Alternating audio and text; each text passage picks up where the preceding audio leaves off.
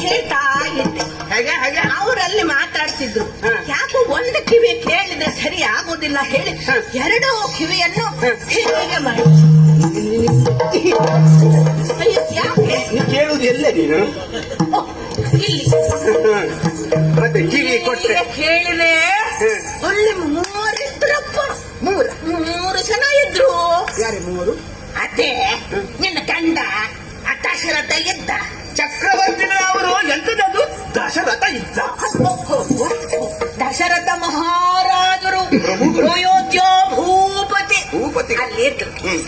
ಅವರೊಟ್ಟಿಗೆ ಅವನ ಈತ ಈ ಗಡ್ಡ ಬಿಟ್ಟಿರ್ತಾನಲ್ಲ, ಬಿಳಿ ಗಡ್ಡ, ಇಷ್ಟು ಉದ್ದಕ್ಕೆ.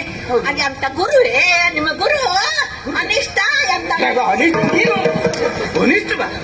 ವಸಿಷ್ಠರೇ ನಮ್ಮ ಕುಲಪುರೋಹಿತರು ಅವರು. ವಸಿಷ್ಠರು ಮಹಾರಾಜರು ವಸಿಷ್ಠರು. ವಸಿಷ್ಠ ಮತ್ತೆ ಅವರೊಟ್ಟಿಗೆ ಇನ್ನೊಬ್ಬ ಇದ್ದ. ಯಾರು? ಅದೇನೆ ಸುಮ್ಮನೆ ಮಾತಾಡ್ತಾ ಇರ್ತಾನಲ್ಲ, ಮಂತ್ರಿ.